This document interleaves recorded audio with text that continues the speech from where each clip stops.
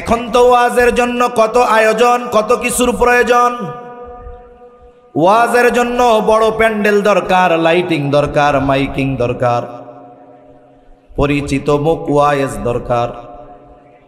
কিন্তু রাসূলুল্লাহ সাল্লাল্লাহু আলাইহি ওয়াসাল্লাম ছিলেন আসমানের নিচে জমিনের উপরে সবচাইতে বড় ওয়াইজ। কিন্তু নবীজির ওয়াজের জন্য কোনো আয়োজন, জাগতিক কোনো প্রয়োজন হতো না। নবীজি সাল্লাল্লাহু আলাইহি ওয়াসাল্লাম সাহাবা একরামকে যখন সুযোগ পাইতেন ওয়াজ করতেন। নবীজি প্রত্যেক নামাজের পরে যদি মদিনায় থাকতেন সাহাবা একরামকে ওয়াজ করতেন। নবীজি সাল্লাল্লাহু আলাইহি ওয়াসাল্লামের সাথে সাহাবা একরাম পথ চলতো। নবীজি ওয়াজ করতেন, উপদেশ দিতেন। অনেক সময় আমাদের অনেক অনুযোগ, অনেক অভিযোগ থাকে যে সামনে যদি লোক না থাকে ওয়াজ উঠে না। আছে না এরকম অনেক কথা? সামনে যদি মানুষ না থাকে ওয়াজ উঠে না। আমি সেই 1400 বছর আগের কথায় নয়, সম্প্রতিকালের সময়ের কয়েকটা উদাহরণ আপনাদের খেদমতে দেই। চট্টগ্রাম বিভিন্ন সফরের কারণে আমার দেখার সুযোগ হয়েছে আলহামদুলিল্লাহ। অনেক সময় আমাদের মন মানসিকতা হলো এইরকম, বাড়ির গোশ ডাইলের মতো। বুঝেন? বাড়ির গোশ ডাইলের মতো। আমার দাওয়াত দিয়ে নিয়ে আসছেন, অথচ এই কালামপুর দামরাই এমনও আলেম আছে যার ছাত্র হওয়ার যোগ্যতা আমার নাই, কিন্তু ওনার চাইতে আমারে ভাল লাগে কেন? ওই যে বাড়ির গোশ, এটা ডাইলের মতো লাগে। কথা বুঝেন নাই মনে হয়? পাশের বাড়ির পিঠা খুব মজা লাগে। আমাকে গ্রামে গল্প কয় অনেক সময়, কয় এক লোক বাড়িতে আসছে, তার স্ত্রী আইনা সুন্দর মতো পিঠা খাইতে দিছে। এখন পিঠা খাইতেছে আর জিজ্ঞাসা করে কেমন হইছে। স্বামী জিজ্ঞাসা করে কই পাইছো, কে দিছে? বলে পাশের বাড়ি থেকে দিছে আপনার জন্য। খাওয়া দাওয়ার পরে বলে কেমন লাগছে? কয় খুব মজা। সত্যি মজা? কয় হ্যাঁ মজা। এরপরে মহিলা কানের কাছে গিয়ে কয় আসলে সত্য কথা, আপনি আসবেন তো, আপনার জন্য আমি বানাইছি। কয় এই জন্যই তো বাসি বাসি গন্ধ। শাইখুল ইসলাম আল্লামা শাহ আহমদ শফি রহমাতুল্লাহি আলাইহি, উনি মাদ্রাসার আশেপাশে যখন কোনো জায়গায় মাহফিলে যাইতেন, বয়ান করতেন, অধিকাংশ সময় আসরের পর দেখা যাইত শাইখুল ইসলাম বয়ান করতেছে, সামনে 15, 20, 25 জন মানুষ। পটিয়ার হযরত আব্দুল হালিম বুখারী রহমাতুল্লাহি আলাইহি ওয়াজ করতেছে, সামনে 15, 20 জন মানুষ। অনেক সময় আমরা আলোচনা করি, দেখা যায় রাত গভীর, লোকজন নাই, বলি মানুষ নাই, ওয়াজ করব কি? বলেন তো, 1000 মানুষ যদি হয় প্যান্ডেল ভরে যায়, আরো 3 প্যান্ডেলের পরিমাণ মানুষ যদি বাহিরে থাকে, একজনেরও যদি ওই কথার দ্বারা পরিবর্তন না হয়, আর যদি 15 জনের মধ্যে একজন যদি কথা শুনে আমল করে, ওই লাখো মানুষের চাইতে 15 জন শ্রোতার মূল্য অনেক বেশি। এই জন্য ওনাদের দেখছি যে বয়ান করতেছেন একেবারে গুরুত্ব সহকারে, এমন ভাবে বয়ান করে যে 15 জন না, মনে হচ্ছে সামনে 1500 মানুষ। শাইখুল ইসলাম রহমাতুল্লাহি আলাইহি ওই রকম 15 জনের সামনে যেমন ভাবভঙ্গি বা যে অবস্থায় গুরুত্ব দিয়ে বয়ান করতেন, বলে 15 লাখ মানুষ যদি সামনে আসে, ওই রকম চিন্তাধারা অবস্থা নিয়ে গুরুত্ব দিয়ে তিনি বয়ান করতেন। রাসূলুল্লাহ সাল্লাল্লাহু আলাইহি ওয়াসাল্লাম ওয়াজ করতেন, সাথে 2-3 জন নবীজি ওয়াজ করতেন। আবার এমনও হতো নবীজির সাথে সফরে একজন, নবীজি তাকে ওয়াজ করতেন। তবে ওই ওয়াইজ আর ওই শ্রোতার মর্যাদা এত বেশি, ওয়াইজের গুরুত্ব, ওই ওয়াজ শ্রোতা এত গুরুত্ব দিয়ে শুনেছে। বলে 1500 বছর আগে নবীজি ওয়াজ করেছেন একজনের কাছে, অথচ পৃথিবীর হাজার হাজার কোটি মানুষের কাছে সেই ওয়াজ আল্লাহ পৌঁছায়া দিছে। আমি যে হাদিসখানা আপনাদের খেদমতে পাঠ করেছি, বর্ণনার ভঙ্গিতে মনে হয় নবীজি সাল্লাল্লাহু আলাইহি ওয়াসাল্লাম যখন এই কথাগুলো বলছেন, নবীজি সাল্লাল্লাহু আলাইহি ওয়াসাল্লামের সাথে একজন ছিলেন সাহাবী, তার নাম হলো আবু যর রাদিয়াল্লাহু তাআলা আনহু। আবু যর রাদিয়াল্লাহু তাআলা আনহু বলেন, قال لي رسول الله صلى الله عليه وسلم, আবু যর রাদিয়াল্লাহু তাআলা আনহু বলেন, রাসূলুল্লাহ সাল্লাল্লাহু আলাইহি ওয়াসাল্লাম আমাকে বলেছেন, ইয়া আবু যর, হে আবু যর, ইত্তাকিল্লাহা হাইসুমা কুনতা, হে আবু যর, তুমি যেখানেই থাকো না কেন আল্লাহ তাআলাকে ভয় করবা। যেখানেই থাকো না কেন ভয় করবা কাকে? ইত্তাকুল্লাহ, আল্লাহকে ভয় করো। তাকওয়া হলো এমন এক ওয়াজ, নবীজির এমন কোন খুতবা নাই যেই খুতবায় নবীজি তাকওয়ার কথা বলেন নাই। নবীজির জীবনের প্রত্যেকটা খুতবার শুরুতে নবীজি সাল্লাল্লাহু আলাইহি ওয়াসাল্লাম তাকওয়ার নির্দেশ দিয়েছেন।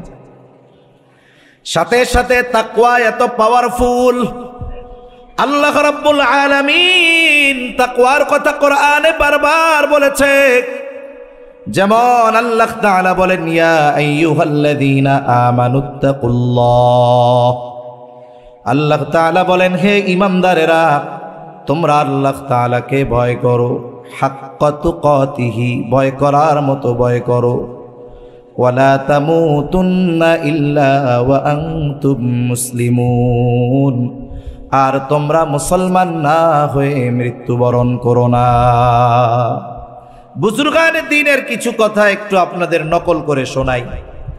আল্লাহ তাআলা তাকওয়া অর্জন করতে বলেছেন প্রথমে ঈমানদারদের, ইয়া আইয়ুহাল্লাযীনা আমানুত্তাকুল্লাহ, হে ঈমানদারেরা, তোমরা আল্লাহ তাআলাকে ভয় করো, মুত্তাকি হও। এরপরে আল্লাহ বলেন ভয় করার মতো ভয় করো।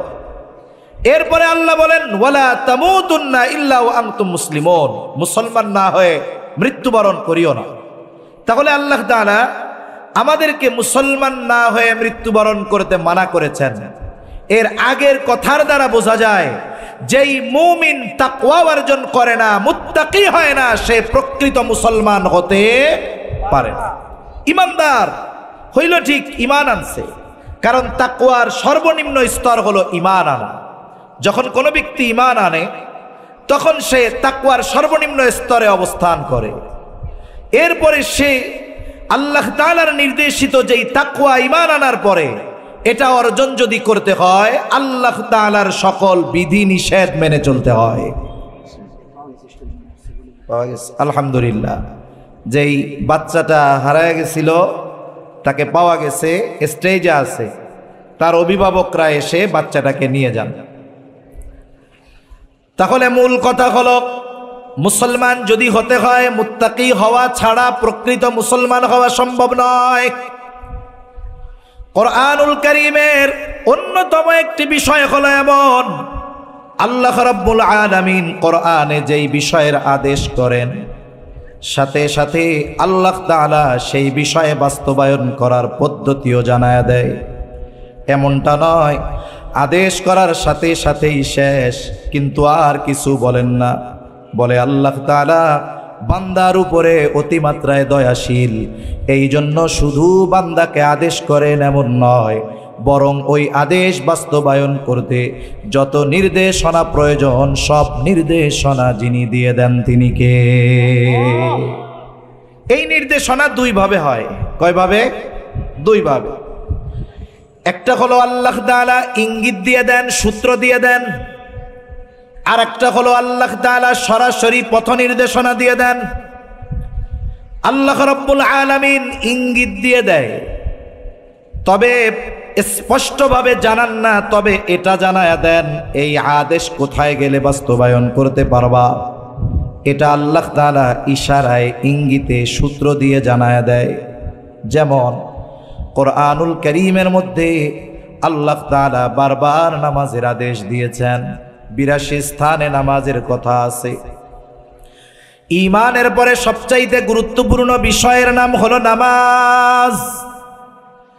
আল্লাহ তাআলা কোরআনে নামাজের আদেশ দিয়েছে, কিন্তু যদি সারা দুনিয়ার মুফাসসিরদেরকে বলা হয় রাসূলের সুন্নাহ ধরা যাবে না, হাদিস ধরা যাবে না, সিরাত ধরা যাবে না, শুধুমাত্র কোরআনুল কারীম থেকে ফজরের যে 2 রাকাত নামাজ আমরা পড়ি সুন্নাত অথবা ফরজ, এই 2 রাকাত নামাজ যেই পদ্ধতিতে পড়ি, নবীজির হাদিস সুন্নাহ সূরাত সিরাত বাদ দিয়ে শুধু কোরআন থেকে ওই 2 রাকাত নামাজের পদ্ধতি বের করে দাও।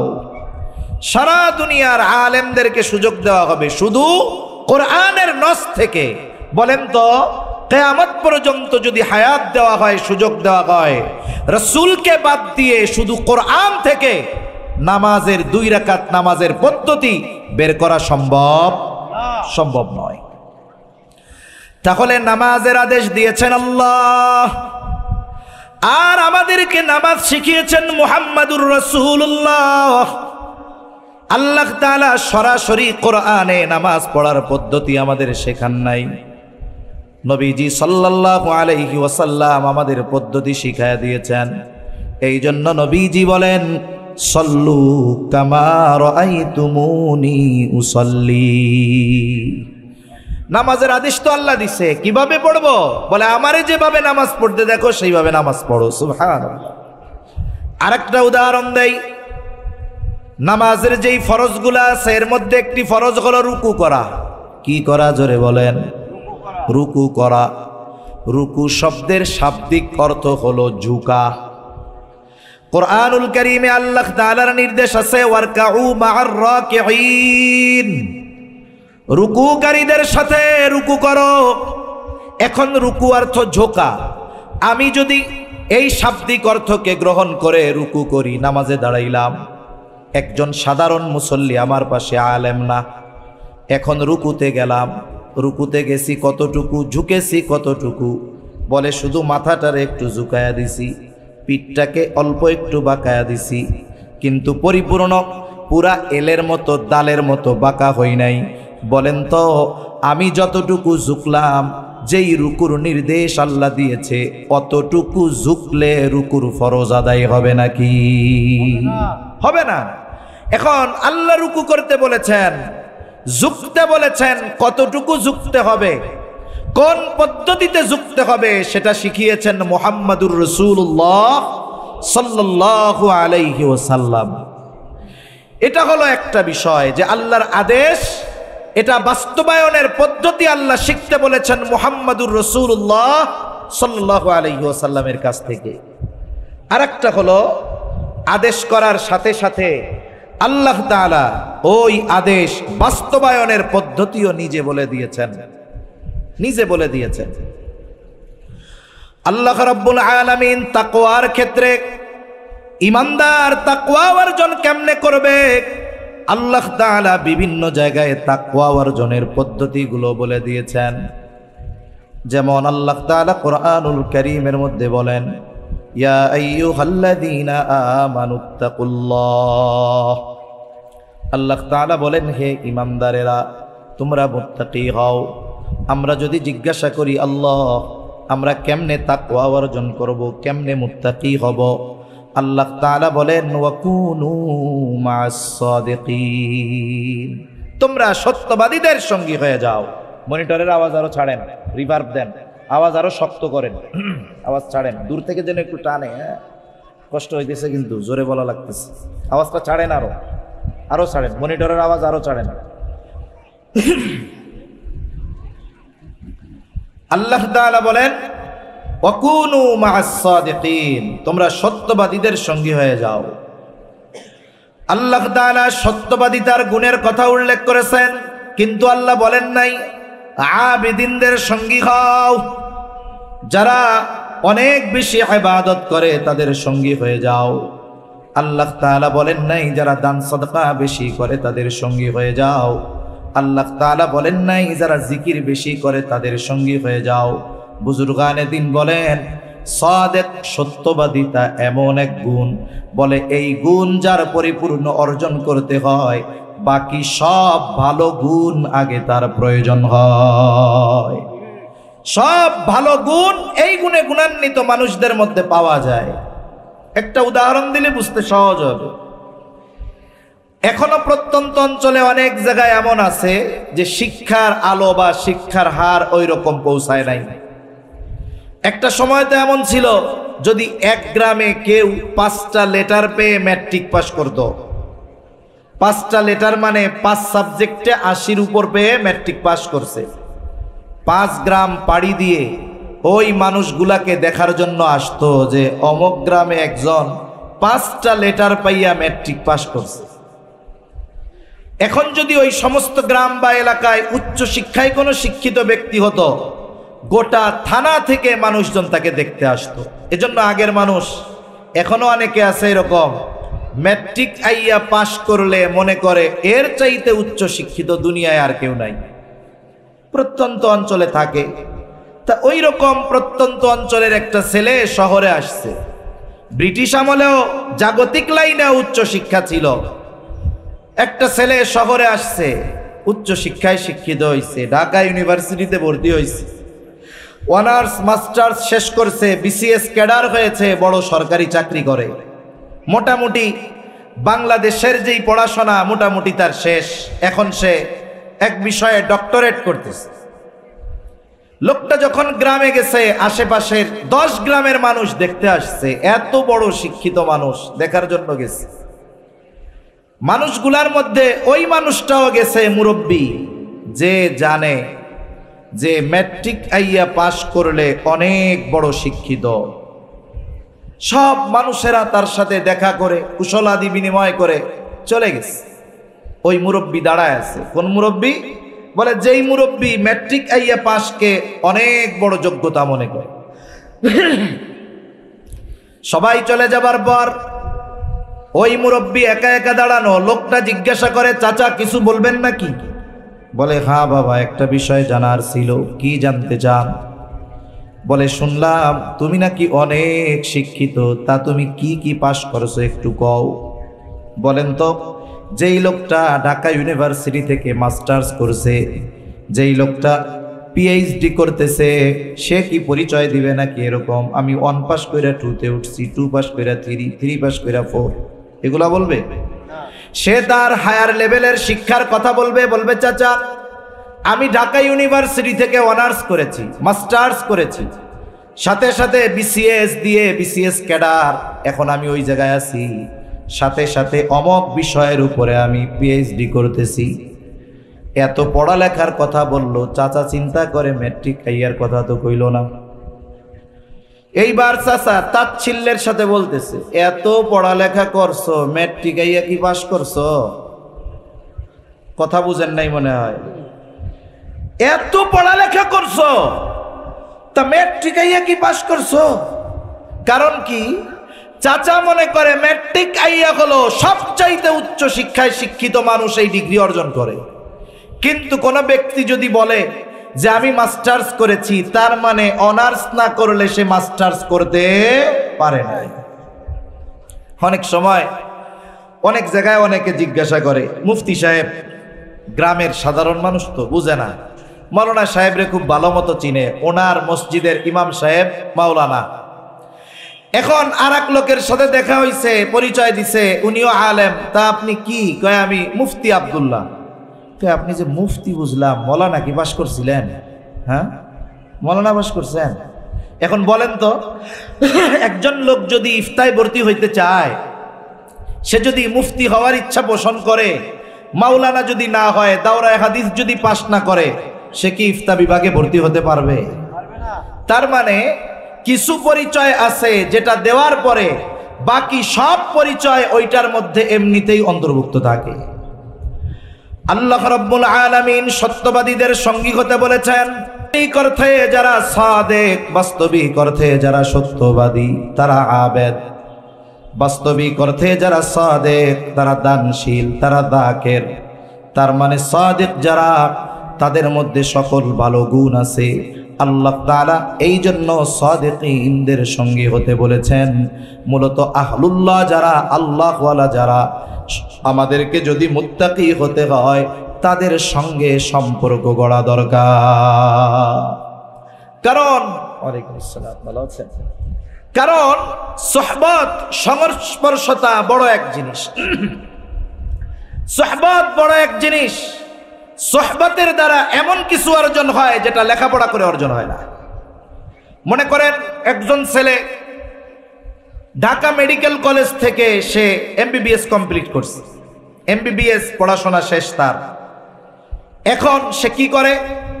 বলে এই 4 বছর সে যা লেখাপড়া করলো, কোন কোন ক্ষেত্রে 1 বছর, কারো ক্ষেত্রে 2 বছর, কারো কারো ক্ষেত্রে এমন হয় 3 বছর একজন অভিজ্ঞ ডাক্তারের তত্ত্বাবধানে ইন্টার্নি করা লাগে। ঠিক না? ইন্টার্নি করা লাগে। যখন যার আন্ডারে ইন্টার্নি করছে উনি যখন সার্টিফিকেট দেয় যে হ্যাঁ ও এখন থেকে চেম্বার করতে পারে, এখন থেকে রুগী দেখতে পারে, এরপরে সে নিজে রুগী দেখা শুরু করে। কিন্তু একজন 4 বছর লেখাপড়া করে ইন্টার্নি যদি না করে, শিক্ষিত বা বুঝমান মানুষ যদি জানে এই লোকটা কারো সোহবতে থেকে ইন্টার্নি করে নাই, বলে ওই MBBS এর কাছে মানুষ জানলে জ্বরের ওষুধও আনতে যাবে না। আর সোহবতের কারণে কি হয়? বলে 8 ফেল মানুষও ডাক্তার হয়ে যায়। এক এলাকার গল্প বলতেছি। একজন বড় ডাক্তার ছিলেন, ওই সময়ের MBBS পাস। উনি গ্রামে আসছেন, আসার পরে উনি একটা ফার্মেসি দিচ্ছেন, রুগী দেখেন, নিজেই প্রেসক্রিপশন করেন, ওষুধের দোকানও ওনার নিজের। এখন একজন লোক ওনার দরকার, উনি প্রেসক্রিপশন করবেন, ওষুধ বেচবেন, এটা ওনার জন্য বড় কষ্টের ঝামেলা। তা একটা পরিবারের ছেলে, গরিব মানুষ, সে 8ও পাস করতে পারে নাই। ছেলেটার পরিবারে অভাব, লেখাপড়ার সুযোগ নাই। ছেলেটাকে তিনি বললেন, তার পরিবারের কাছে প্রস্তাব দিলেন যে এক কাজ করো, ছেলেটারে আমারে দিয়া দাও, আমার কাছে থাকবে, ওষুধ টষুধ চিনায়া দিমু, মানুষের কাছে দিবে, টাকা পয়সা রাখবে, বেচা কেনা করবে। এখন ওই 8 ফেল ছেলেটা ওনার দোকানে কি করে? উনি প্রেসক্রিপশন লেখে, মোটামুটি পড়ালেখা জানে, ও খুঁজে খুঁজে ওষুধগুলো বের করে দেয়, আর পাশে বসে বসে দেখে যে কোন রোগী আসলো, ডাক্তার কি বলল। এভাবে বলতে বলতে প্রায় 1 যুগের বেশি তার সাথে সে আছে, সোহবতে আছে। আরো কিছুকাল তার সাথে থাকার পর ওই ডাক্তার সাহেব দুনিয়া থেকে মারা গেছে। ডাক্তারের কোনো ছেলে নাই। যাওয়ার আগে ডাক্তার ওসিয়ত করে গেছে, এই ছেলেটা আমার কাছে বছরের পর বছর কাটায়া দিল, আমি তাকে তেমন কিছু দিতে পারি নাই। আমার যেই ওষুধের দোকান, ওইটার মালিকানা আমি তারে দিয়া দিলাম। এইবার ওই ছেলেটা দোকানে বসা শুরু করছে, রুগী দেখা শুরু করে দিয়েছে। বলে 8 ফেল ব্যক্তি 1.5 যুগ এক ডাক্তারের সোহবতে থেকে এখন গ্রামের মানুষ তার নামের আগে ডাক্তার লাগায়া দিছে। মানুষ এমনও বলে, শহর থেকে ডাক্তার দেখা যায়, আল্লাহ হয়তো ভালো করেন না, শেফা নাই, ভালো হয় নাই। কয় শহরে এত বড় হসপিটালে এত বড় ডাক্তার, ওর চাইতে আমাদের গ্রামের ওই ডাক্তার আব্দুল্লাহ কত ভালো। কিন্তু doctor Abdullah MBBS pass, 8 fail. বলে মানুষের আস্থা তার উপরে এত আসলো কেন? বলে সবাই বলে যে অমক ডাক্তারের সাথে 20 বছরের মতো থাকছে। আরে মিয়া, ওই রকম ডাক্তারের সাথে 20 বছর থাকলে লেখাপড়া করা লাগে? ও তো গসায় গসাই ডাক্তার হয়ে যায়। এই যে মানুষের আস্থা তার উপরে কেন, মূল কারণটা হলো ওই যে অভিজ্ঞ ডাক্তারের সোহবতে থাকা। সোহবতের বড় পাওয়ার। বলে লোহা আর চম্বুক, লোহা যদিও শক্তিশালী একটা ধাতব, তার চাইতে দুর্বল চম্বুক। চম্বুকের মধ্যে একটা গুণ আছে, লৌহজাত দ্রব্যাদিকে সে আকর্ষণ করে নিজের দিকে টেনে নিয়ে আসে। লৌহজাত দ্রব্যাদি সে নিজের দিকে টেনে নিয়ে আসে। এখন যদি লোহা হুমকি দেয় চম্বুক রে, এই তোর মধ্যে ওই পাওয়ার, ওইটা আমারে দিয়া দে। বলেন তো, লোহা যতই প্রভাব খাটাক না কেন, যতই পাওয়ার দেখাক না কেন, চম্বুকের মধ্যে থাকা ওই আকর্ষণের গুণ কি লোহা নিতে পারবে নাকি? এ তো সম্পদ, টাকা পয়সা না, যে পাওয়ার দিয়ে ক্ষমতা দিয়ে কেড়ে নেওয়া গেল। এখন লোহা যদি গরম না দেখায়া ঠান্ডা মাথায় চম্বুকের সাথে লাগা যায়, বলে লোহার টুকরা যদি একটা চম্বুকের সাথে 1 মাস লেগে থাকে, 1 মাস পর ওই লোহাকে যখন টান দেওয়া হবে, লোহার মধ্যে চম্বুকের গুণ চলে আসবে। এইবার চম্বুকটা, লোহার মধ্যে চম্বুকের গুণ যাবে। লোহাটাকে যদি অন্য কোনো লোহার দিকে ধরা হয়, দেখা যাবে ওই লোহা আকর্ষণ করে অন্য লোহাকে টেনে নিয়ে আসবে। এই যে আকর্ষণের গুণ, এটা কি ক্ষমতা দিয়ে, প্রভাব দিয়ে, জ্ঞান দিয়ে, মেধা দিয়ে সম্ভব? সম্ভব হয়েছে সোহবতের দ্বারা। এজন্য কেউ যদি প্রকৃতপক্ষে মুত্তাকি হতে চায় তাহলে তাকওয়াওয়ালা যারা, মুত্তাকি যারা, তাদের সংস্পর্শে যাওয়া দরকার। দুনিয়ায় যখন নতুন ব্যবসা কেউ করতে চায়, একজন টাকা পয়সা আছে, বিদেশ থেকে টাকা আনছে, ব্যবসা বাণিজ্য শুরু করবে, অভিজ্ঞ ব্যবসায়ীরা কি বলে যে ভাই টাকা থাকলেই ব্যবসা করা যায় না, আর ব্যবসা করতে হলে অভিজ্ঞতা দরকার, অভিজ্ঞতা থাকলে ব্যবসা করতে টাকা লাগে না। অভিজ্ঞতা অর্জন করবে কোথায়? বলে যে যে ব্যবসা করতে চায় ওই ব্যবসায়ীর তত্ত্বাবধানে কিছুদিন অতিবাহিত করা। একজন কাপড়ের ব্যবসা করতে চায়, যদি অভিজ্ঞ কোনো কাপড় ব্যবসায়ীর সাথে সময় দেয় তাহলে সে জানতে পারবে কোন কাপড় কেমন, কোনটার কোয়ালিটি কেমন, কোন কাপড়ের মার্কেট কেমন। কিন্তু যদি এমন হয় অভিজ্ঞতা নাই, টাকা পয়সা আছে, ইসলামপুর থেকে 5 ট্রাক কাপড় নিয়ে দোকানে আসবে, ওই কাপড় কাস্টমার নিবে না, অনভিজ্ঞতার কারণে ওটা ইঁদুরে কাটবে। ঠিক কিনা বলেন? এই জন্য সোহবত বড় এক জিনিস। আমরা মুত্তাকি যদি হতে চাই, তাকওয়াওয়ালা আল্লাহর বান্দা, সত্যবাদিতার গুণে গুণান্বিত যেই মানুষগুলো, আমরা তাদের সংস্পর্শে যাব ইনশাআল্লাহ। এটা আল্লাহর নির্দেশ। এরপরে আল্লাহ রাব্বুল আলামিন বলেন, ইয়া আইয়ুহাল্লাযীনা আমানুত্তাকুল্লাহ। আল্লাহ তাআলা বলেন, হে ঈমানদারেরা তোমরা মুত্তাকি হও।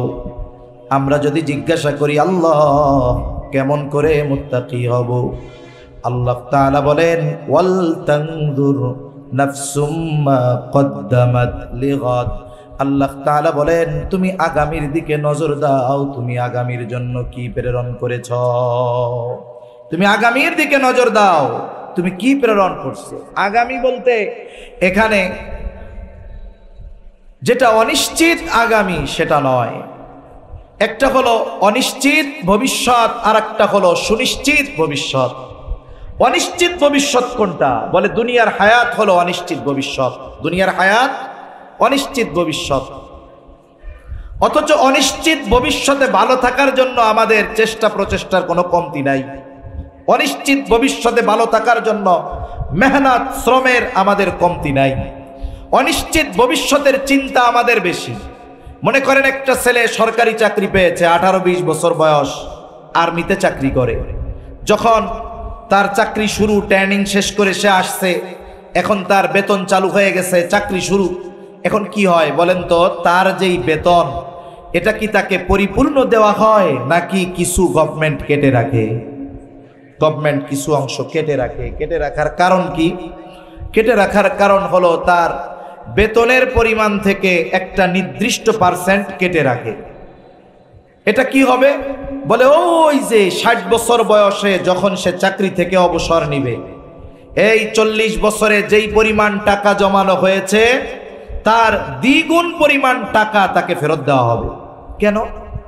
বলে 60 বছর বয়স, বাড়িতে গিয়ে কি কাজ কামার করবে? কারণ তার জীবনের মূল সময়টা তো সে গভর্নমেন্টের সার্ভিস দিছে। 60 বছর বয়সে যখন সে বাড়িতে যাবে তখন তার আর আগের মতো কাজ করার মতো সুযোগ থাকবে না। সেজন্য সরকার কেমন যেন জানায় দেয়, তুমি যদি দায়িত্ব যথাযথভাবে পালন করো, বৃদ্ধকালে তোমার কোনো চিন্তা নাই, তোমারে একসাথে 1 বস্তা টাকা দিব, আবার প্রতি মাসে মাসে পেনশন দিব তোমাকে, মৃত্যু পর্যন্ত তুমি এই টাকাগুলো পাবা, বসে বসে খাবা। তাহলে 18-20 বছরের যুবক তার বেতন থেকে টাকা জমায় কেন? বলে 60 বছর পরে তাকে এটা দেওয়া হবে। আবার তার যদি ব্যয় কম হয়, সে নিজের থেকেও কিছু টাকা ফিক্সড ডিপোজিট করে জমায়। কেন জমায়? বলে যখন চাকরি থাকবে না তখন এই টাকাগুলো দিয়ে আমি ব্যবসা করব, বাকি হায়াত আমি ভালোভাবে কাটাবো। এখন বলেন তো, সরকার যেই ভবিষ্যতের জন্য টাকা কাটে আর জমায়, ওই যুবক যেই ভবিষ্যতের জন্য টাকা কাটে আর জমায়, এই ভবিষ্যৎ ওই যুবকের জন্য অনিশ্চিত না সুনিশ্চিত? নিঃসন্দেহে অনিশ্চিত। সে বাঁচবে কি বাঁচবে না এর কোনো নিশ্চয়তা নাই। আল্লাহ তাআলা এই জায়গায় অনিশ্চিত ভবিষ্যতের দিকে নজর দেওয়ার কথা বলেন নাই। আল্লাহ তাআলা বলেছেন সুনিশ্চিত ভবিষ্যতের দিকে নজর দাও। ওয়াল তানজুর নাফসুম মা কদ্দামাত লিগাদ, তুমি নজর দাও আগামীর জন্য তুমি কি প্রেরণ করেছ। বৃদ্ধকালে ভালো থাকার জন্য কি জমাইছো এটা নয়, বরং কবর হলো সুনিশ্চিত ভবিষ্যৎ। এই কবরে ভালো থাকার জন্য তুমি দুনিয়ার থেকে কবরে কি পাঠাইছো। হায়রে ফুলসেরাত বিজলির মতো পাড়ি দেওয়ার জন্য কি পাঠিয়েছ।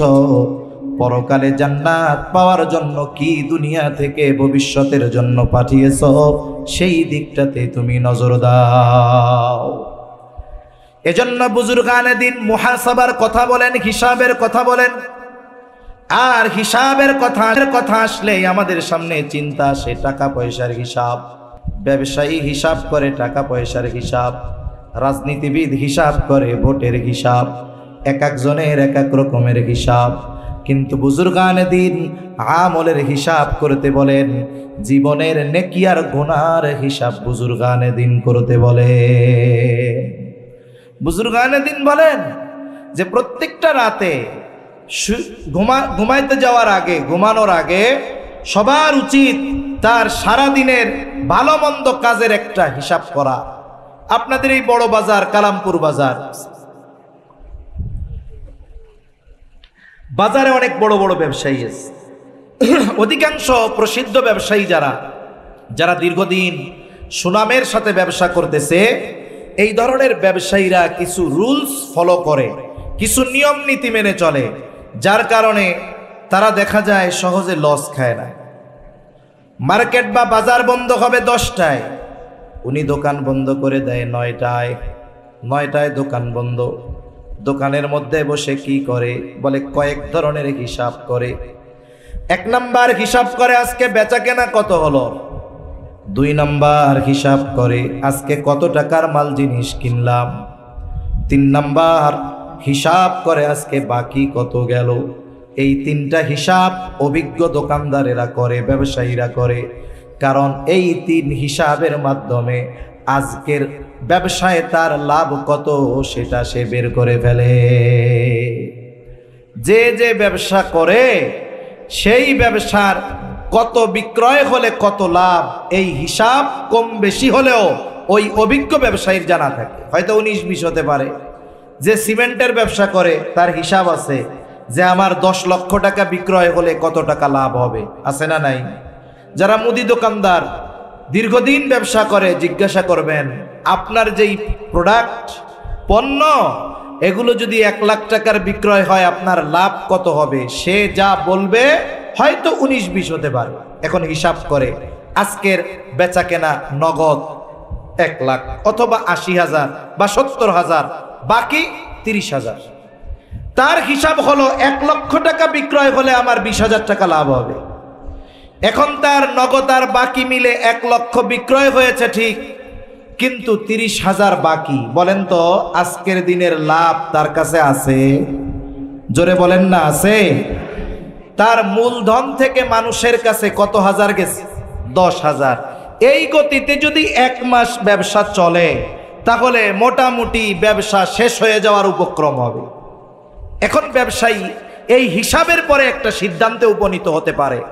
কি সিদ্ধান্ত? তার কর্মচারী যারা থাকে এদেরকে সে সতর্ক করে দেয়, সাবধান, আগামীকাল থেকে যদি আমার বাবাও বাকি চায় বাকি দিবা না। আমার নগদ বাকি মিলায়া 1 লক্ষ টাকা বিক্রয় কেনা বেচা করার দরকার নাই, আমি 50,000 বিক্রয় করব, নগদে বিক্রয় করব। এই যে 1 ঘন্টা রাতের হিসাব কি হলো, বলে আগামী দিন কোন পদ্ধতিতে তার ব্যবসা পরিচালিত হবে সে সিদ্ধান্তে উপনীত হতে পারে। এই জন্য কোনো ব্যক্তি যদি প্রতিদিন রাতে শোবার আগে তার সারা দিনের নেকি আর বদির হিসাব করে, হয়তো এই হিসাব তার আগামী দিনের পরিবর্তনের কারণ হয়ে যেতে পারে। কারণ একটা মানুষ যদি রাতের বেলায় এই চিন্তা করে, নেকির চিন্তা করে, গুনার চিন্তা করে, তাহলে রাতের মধ্যে ওই প্রভাব তার মধ্যে পড়ে। যদি কেউ বিছানায় শুয়ে মোবাইল দেখা শুরু করে, বলে মোবাইলের প্রভাব তার মধ্যে পড়ে।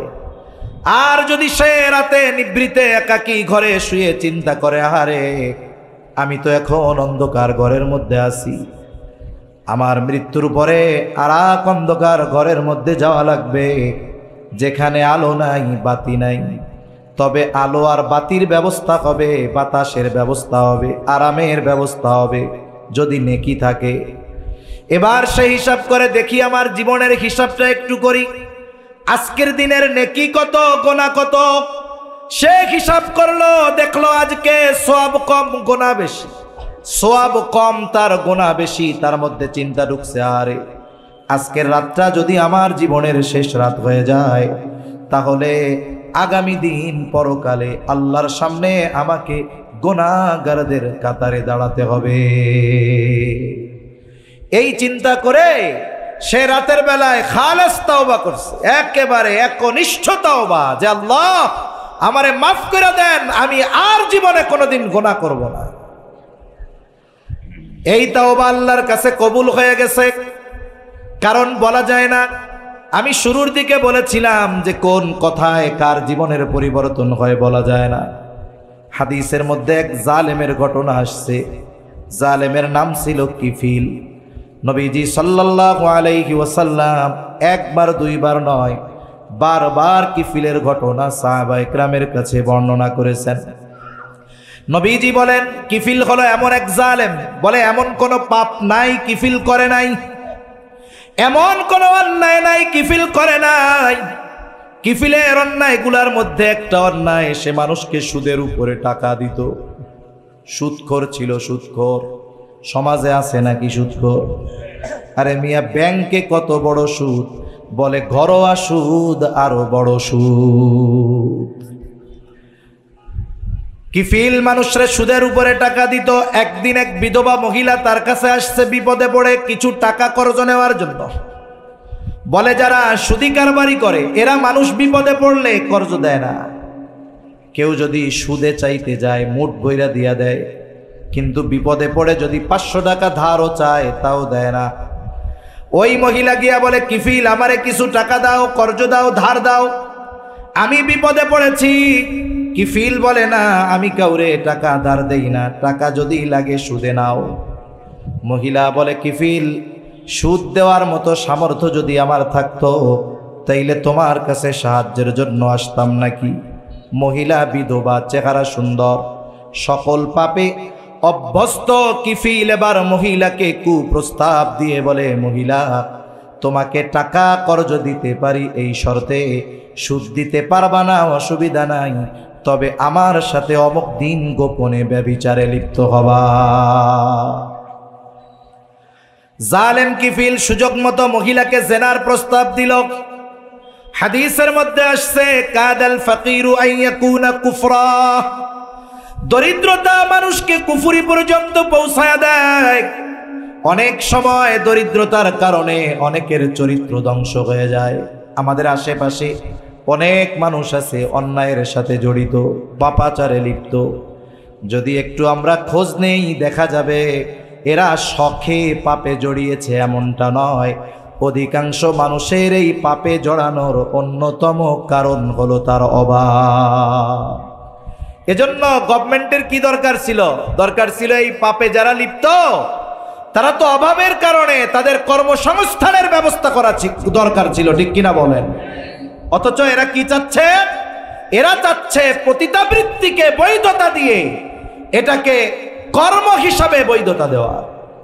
রাষ্ট্র যদি কোনো অন্যায় কাজকে বৈধতা দিয়ে এটাকে কোনো পেশা হিসাবে বৈধতা দেয় যে এটা বৈধ কাজ, বলেন তো, আল্লাহ না করুক, কারো মেয়ে কারো ছেলে যদি ওই পাপাচারে লিপ্ত হয় আর মা বাবা যদি বাধা দেয়, ও গিয়ে মামলা দিবে গভর্নমেন্টের কাছে, দেখেন আমি রাষ্ট্রীয় আইন অনুযায়ী একটা বৈধ কাজ করতে চাচ্ছি, আমার বাবা বাধা দিচ্ছে, আমার মা বাধা দিচ্ছে, এদের নামে আমি মামলা করতে চাই। অথচ কি দরকার ছিল? এদেশে পতিতাবৃত্তির সাথে জড়িত কোটি কোটি নারী নয়, সংখ্যাটা যতই হোক না কেন, গভর্নমেন্ট যদি সদিচ্ছা করে তাহলে ওই পতিতালয়কে ভেঙে দিয়ে ওই জায়গায় ইন্ডাস্ট্রি বানিয়ে ওই নারীদের হালাল উপার্জনের ব্যবস্থা করতে পারে, ঠিক কিনা বলে? কিন্তু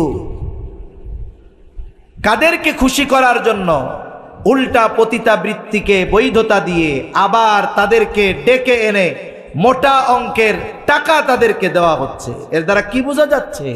এরা সমাজ থেকে অন্যায় দূর করতে চায় না, পাপাচার দূর করতে চায় না, এরা চায় এই পাপাচারকে সমাজে বৈধতা দিতে। ঠিক কিনা বলেন? এখন আমরা যদি চুপ থাকি, কথা না বলি, প্রতিবাদ না করি, জেনা ব্যভিচার জমিনে বাড়বে, আল্লাহর আযাব গজব ত্বরান্বিত হবে। আর যখন আযাব আসবে কেউ বাঁচবে না। নবীজি সাল্লাল্লাহু আলাইহি ওয়াসাল্লাম আযাব সম্পৃক্ত লম্বা এক হাদিস, লাস্টে সাহাবায়ে কেরাম বলতেছে, যায় আমাদের মধ্যে নেককাররা থাকবে, এরপরেও ধ্বংস হয়ে যাব, এরপরেও ধ্বংস হয়ে যাব, নেককাররা থাকার পরেও আমরা ধ্বংস হয়ে যাব। বলে হ্যাঁ, যখন পাপের আধিক্যতা বাড়বে, পাপ বেড়ে যাবে, আল্লাহ যদি গোস্বা হয়ে যায়, যদি আযাব গজব দেয়, ওই সমাজের মুত্তাকি বান্দারাও ছাড় পাবে না। এই জন্য সাবধান, পাপাচারের ব্যাপারে আমাদের ঐক্যবদ্ধ হতে হবে। কাদাল ফাকিরু আন ইয়াকুনা কুফরা, দরিদ্রতা মানুষকে কুফরি পর্যন্ত পৌঁছায় দেয়। এইবার ওই মহিলা তার প্রয়োজনের কাছে হার মেনে গেল, কিফিলের শর্তে রাজি হয়ে গেল। নির্ধারিত দিন নির্ধারিত জায়গায় কিফিল হাজির। হাদিসের মধ্যে আসছে একেবারে জেনার নিকটবর্তী। মহিলা কান্না করে আর থরথর করে কাঁপে। কিফিল গেছে মজা করার জন্য, আর মহিলা কান্না করে আর কাঁপে। কিফিল বলে, মহিলা কান্না করো কেন? আমি কি তোমাকে জোর করেছি নাকি, বাধ্য করেছি নাকি? কান্না করো কেন? মহিলা বলে, কিফিল কান্না করি আল্লাহর ভয়, আমি কোনোদিন এই পাপের সাথে লিপ্ত হই নাই। তবে বলে, আমার অভাব, আমার তো ভয় হয় যদি তোমার সাথে জেনা করার পরে মারা যাই, আল্লাহ তাআলার সামনে আমাকে একজন ব্যভিচারিণী হিসেবে উপস্থিত হওয়া লাগবে। আমি আল্লাহর ভয়ে কান্না করি। কিফিল এই কথাটা কিফিলের কান দিয়ে হৃদয় পর্যন্ত পৌঁছায় গেল। কিফিল বলে, সত্যই তুমি আল্লাহর ভয়ে কান্না করো? বলে, হ্যাঁ। কোনোদিন এই পাপাচারে লিপ্ত হও নাই? বলে, না, হই নাই। এবার কিফিল ওই অবস্থা থেকে উঠে গেছে। কিফিল উঠে গেছে, ওঠার সময় মহিলারে 60 দিরহাম কর্জ দিয়েছিল। বলে, মহিলা যাও, এটা তোমাকে সাদকা করে দিলাম, আর শুনে নাও, আজকে থেকে আমি আর কোনো পাপাচারে লিপ্ত হব না। খালেস তওবা করে কিফিল বাড়িতে চলে গেছে। ঘটনাক্রমে রাতের বেলায় কিফিল মারা গেছে। কিফিল যে তওবা করেছে, কিফিলের তওবা যে কবুল হয়েছে, দুনিয়ার কেউ জানে না, কিন্তু জানেন যিনি তিনি কে। কিফিলের তওবা কবুল হয়ে গেছে, কিফিল মারা গেছে। মানুষেরা আনন্দিত যে হায় এক জালেম মরছে, ভালো হয়েছে, জালেমের মৃত্যু হয়েছে, ভালো হয়েছে, মানুষেরা আনন্দিত। কিন্তু আল্লাহ তাআলা কিফিলের দরজায় লিখে দিয়েছেন, আল্লাহ তাআলা কিফিলকে ক্ষমা করে দিয়েছে। তোমরা কিফিলকে পাপী বলো না, কিফিল জান্নাতের বাসিন্দা হয়ে গেছে। আল্লাহ তাআলা কিফিলরে মাফ করে দিয়েছে। তাহলে একটা কথা, একটা চিন্তা, একটা মানুষের গতিপথ জাহান্নাম থেকে জান্নাতের দিকে নিয়ে আসতে পারে। ঠিক কিনা বলে? হতে পারে হয়তো এই যুবক রাতের বেলা আল্লাহর কাছে খালেস তওবা করেছে, আল্লাহ আমি আর আগামী দিন থেকে কোনো পাপে জড়াবো না, গুনাহ করব না। হায় আল্লাহ, আপনি আমারে মাফ করে দেন। দুনিয়ার কেউ শোনে নাই, কিন্তু শুনছে কে? খালেস তওবা করেছে আল্লাহর জন্য, তওবা কবুল। নবীজি বলেন, আত্তাইবু মিনাজ যামবি কামাল্লা যামবালা, যে খালেস ভাবে তওবা করলো সে কেমন যেন কোনো গুনাহই করে নাই, একেবারে নিষ্পাপ হয়ে যায়। ঘটনাক্রমে ওই ব্যক্তির জীবনের শেষ রাত যদি এটা শেষ রাত হয়, তাহলে কিয়ামতের দিন আল্লাহর সামনে আমল নামায় গুনাহ মুক্ত হয়ে সে উপস্থিত হবে। এজন্য আমরা আমাদের রাতের এই হিসাবকে গুরুত্ব দিব, যে আমার আজকে দিনের ভালো কাজ কত, আজকে দিনের মন্দ কাজ কত। যদি অভ্যস্ত হই কি হবে? বলে, প্রথম দিনের হিসাবে দেখা যাবে গুনাহ বেশি সওয়াব কম, পরের দিন হয়তো হবে সমান সমান, এরপরের দিন দেখা যাবে গুনাহ কমছে সওয়াব বেড়েছে। ধারাবাহিকতা যদি ঠিক থাকে, এমন দিন সে অতিবাহিত করবে, রাতের বেলা হিসাব করতে যাবে, কবিরা গুনাহ বহুদূর তার সগীরা গুনাহও খুঁজে পাবে না। কইতে পারেন সগীরা গুনাহ খুঁজে পাবো না হুজুর, এটা কোনো কথা কইলেন? কারণ হাদিসের মধ্যে আসছে এক নামাজ থেকে আর এক নামাজ, যে ব্যক্তি ফজর পড়ছে যখন সে জোহর পড়ে, ফজর থেকে নিয়ে জোহর পর্যন্ত সগীরা গুনাহগুলো মাফ হয়ে যায়। সুবহানাল্লাহ। নেককার আল্লাহর বান্দা, সে তো এশার নামাজ পড়ে টিভি দেখবে না, মোবাইল দেখবে না, সে গিয়ে খাওয়া দাওয়া করে শুয়ে পড়বে, গুনাহ করার কোনো সুযোগ নাই। আল্লাহর কাছে মাফ চাইবে, গুনার হিসাব করবে। কবিরা গুনাহ সারা দিনে হয় নাই, সগীরা গুনাহও ওই যে এক নামাজের পরে আর এক নামাজ, সগীরা গুনাহ মাফ হয়ে যায়। মূলত তার আমল নামায় ওই দিন সগীরা গুনাহগুলাও আল্লাহর পক্ষ থেকে ক্ষমা হয়ে যাবে। সুবহান। এটাই তাকওয়ার জীবন, এটাই মুত্তাকি। তাহলে দুইটা পদ্ধতি আমরা জানছি কোরআন থেকে। এক নাম্বার পদ্ধতি, আল্লাহ তাআলা বলেন ওয়াকুনু মা'আস সাদিকিন, সত্যবাদীদের সঙ্গী হয়ে যাও। দুই নাম্বার পদ্ধতি, তুমি আগামীর জন্য তথা পরকালের জন্য কি প্রেরণ করছো এটার ব্যাপারে একটু হিসাব করো, নজর দাও। এই দুইটা বিষয়ই থাক, আরো অনেকগুলো বিষয় আছে। তাহলে নবীজির উপদেশের দিকে আমরা ফিরে যাই। নবীজি আবু যর রাদিয়াল্লাহু তাআলা আনহুকে এক নম্বরে বললেন, ইয়া আবু যর ইত্তাকিল্লাহা হাইসুমা কুনতা, তুমি যেখানেই থাকো না কেন ভয় করবা কাকে? বলেন তো, পৃথিবীতে এমন কোন জায়গা আছে যেই জায়গায় গিয়ে যদি আমি আপনি পাপ করি আল্লাহ দেখবে না? দেখবে? এমন জায়গা আছে দুনিয়ায়? হযরত লোকমান আলাইহিস সালাম তার সন্তানকে অনেকগুলো উপদেশ দিয়েছে। এর মধ্যে একটা উপদেশ, ইয়া বুনাইয়া ইন্নাহা ইন তাকু মিসকালা হাববাতিন মিন খারদালিন ফাতাকুন ফি সখরাতিন আও ফিস সামাওয়াতি আও ফিল আরদ ইয়াতি বিহাল্লাহ। সন্তানকে বলতেছে, হে আমার সন্তান, ইয়া বুনাইয়া ইন্নাহা, হা দ্বারা উদ্দেশ্য তোমার ওই কৃত পাপ, ইন তাকু মিসকালা হাববাতিন মিন খারদাল, সেটা যদি কোনো সরিষা দানা পরিমাণ হয়, ফাতাকুম ফি সখরা আও ফিস সামাওয়াতি আও ফিল আরদ, আর তুমি যদি ওই সরিষা দানা পাপটা কোনো পাথরের মধ্যে করো, পাথর। এই আয়াতের তাফসিরে আনাস রাদিয়াল্লাহু তাআলা আনহু থেকে বর্ণিত একটা হাদিস আসছে। নবীজি বলেন, কোন ব্যক্তি যদি এমন কোন পাথরের মধ্যে গিয়া কোনো পাপ করে, কেমন পাথর? বলে যেই পাথরের দরজা নাই, যেই পাথরের জানালা নাই। বলেন তো, দরজা জানালা যদি না থাকে ঢোকা যাবে নাকি?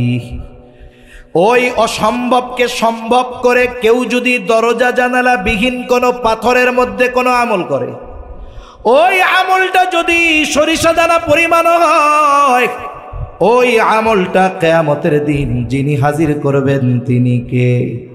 হযরত লোকমান বলেন, ফাতাকুন ফি সখরা, ওই সরিষা দানা পরিমাণ পাপটা যদি তুমি পাথরের মধ্যেও করো, আও ফিস সামাওয়াত, যদি আসমানেও করো, আও ফিল আরদ, জমিনেও যদি করো, ইয়াতি বিহাল্লাহ, ওই পাপ সহ তোমাকে যিনি হাজির করবেন তিনি কে? কারণ আল্লাহ শুধু পাপীকে হাজির করবে তা না, কিয়ামতের দিন আমার আপনার কৃত কর্মগুলাকেও আল্লাহ তাআলা হাজির করবে।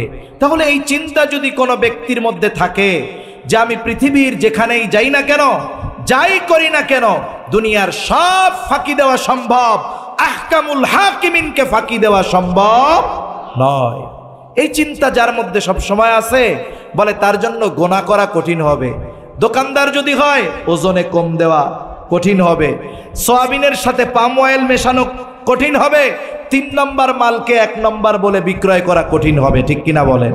যেহেতু বণিক ভাইদের মাহফিল, জানার দরকার এই ব্যবসা এটা শুধু পয়সা উপার্জনের মাধ্যম নয়, এটা আল্লাহ এবং রাসূলকে পাওয়ার অন্যতম মাধ্যম।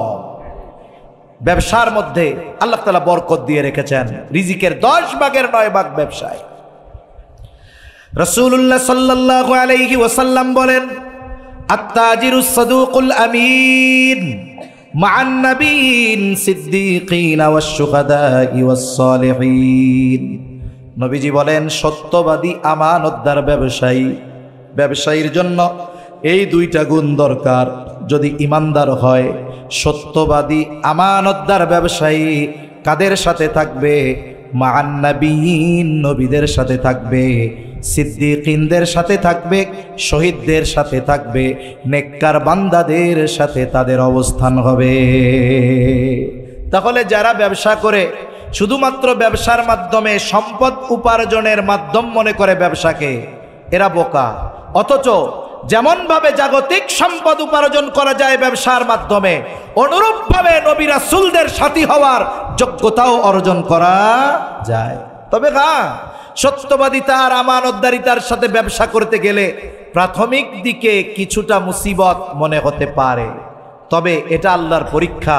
যদি ইস্তেকামাতের সাথে থাকা যায় যে আমার লাভ কম হোক, আমার পাশের ব্যবসায়ী ভেজাল করে বেশি লাভ করতেছে করুক, আমি নির্ভেজালভাবে আমানতদারিতার সাথে সত্যবাদিতার সাথে ব্যবসা করে লাভ করব কম। হ্যাঁ, তার লাভ হবে কম, কিন্তু বরকত যিনি দিবেন তিনি কে? সে একদিন ধরা খাবে, 10 লাখ জরিমানা শেষ। আছে না নাই? উপার্জন করে কিন্তু ঘরে সিরিয়াল ধরে অসুস্থ থাকে, কিছুদিন বউ, কিছুদিন সন্তান, কিছুদিন নিজে, কিছুদিন মা, ধারাবাহিকভাবে অসুস্থতা চলতেছে। আর একজন সত্যবাদিতা আমানতদারিতার সাথে ব্যবসা করতেছে, লাভ কম হচ্ছে কিন্তু সময়ের সাথে সাথে আল্লাহ তাআলা প্রবৃদ্ধি দিচ্ছে এবং এর মধ্যে বরকত দিচ্ছে। ঠিক কিনা বলেন? এজন্য ব্যবসায়ী ভাইরা, সত্যবাদিতা ও আমানতদারিতা এটাকেই বানাতে হবে ব্যবসার মূলধন। তাহলে ওই ব্যবসায়ী আর ব্যবসার মধ্যে রহমত আর বরকত দিয়ে ভরপুর করবেন কে? আল্লাহ। তাহলে 3টা পয়েন্ট আমরা আলোচনা করলাম মুত্তাকি হওয়ার জন্য। যেখানেই থাকি না কেন চিন্তা থাকবে আমার মালিক আমাকে দেখতেছে। বলে এই চিন্তা যখন কারো মধ্যে ঢুকে যায় তার জন্য গুনার কাজ করা কঠিন হয়ে যায়। নবীজি সাল্লাল্লাহু আলাইহি ওয়াসাল্লামের দ্বিতীয় উপদেশ, ওয়াতবি'is সাইয়্যাতাল হাসানাতা তামহুহা। ও আবু যর, তোমার দ্বারা যখন কোনো মন্দ কাজ হয়ে যাবে তুমি ভালো কাজ করবা, নেকের কাজ করবা।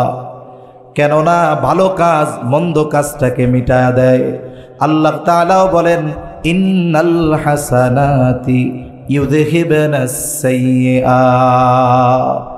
ভালো কাজ মন্দ কাজকে মিটায়া দেয়, তবে মন্দ কাজটা যেমন মোছার জন্য ভালো কাজটা ওই পরিমাণের হতে হবে।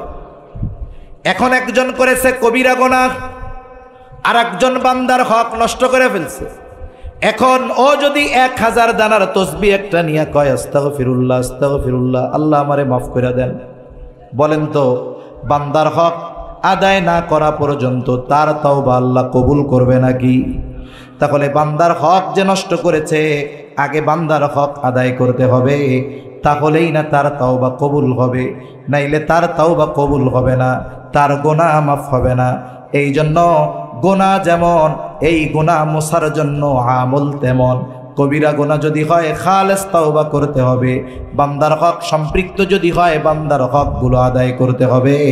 ছোট ছোট অন্যায় যদি হয় ওটাও মাফ চেয়ে নিতে হবে।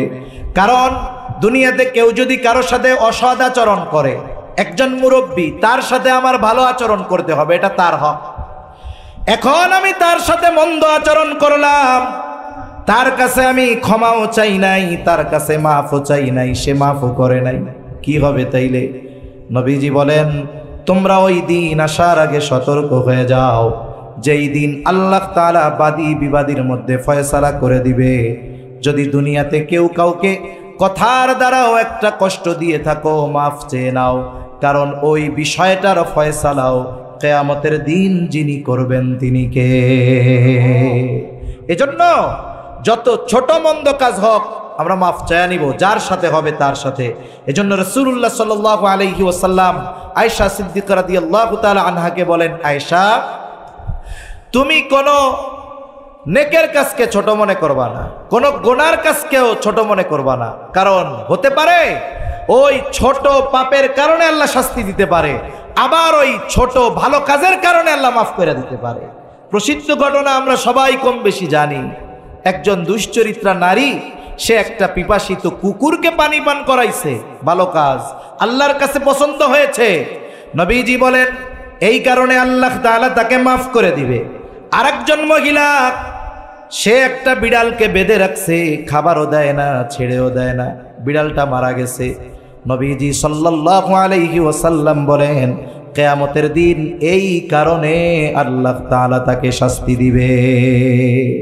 এজন্য আমার আপনার দ্বারা যদি কবিরা গুনাহ হয়, তাহলে কবিরা গুনাহ মোছার ওষুধ হলো তাওবা। একজনের সাথে খারাপ আচরণ হয়েছে, তার কাছ থেকে ক্ষমা চাওয়া। এই ধরনের পাপ যেমন তার পাপ থেকে মুক্তি বা নাজাত বা তাওবার পদ্ধতি তেমন।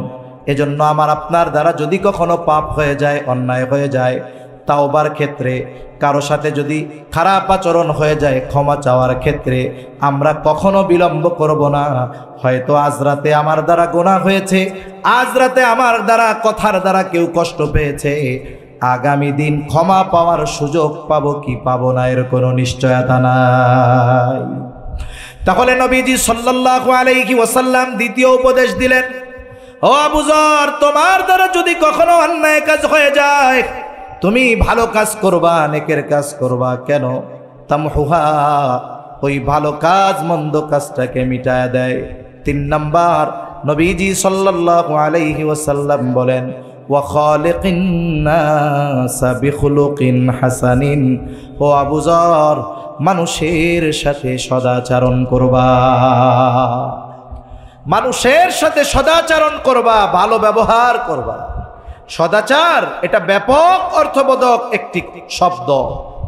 সদাচারী তো সে প্রকৃতপক্ষে যেই মানুষটা তার কাছে যেমন হক প্রাপ্য তেমনি হক আদায় যেই ব্যক্তি করে, সেই ব্যক্তি মূলত সদাচারী।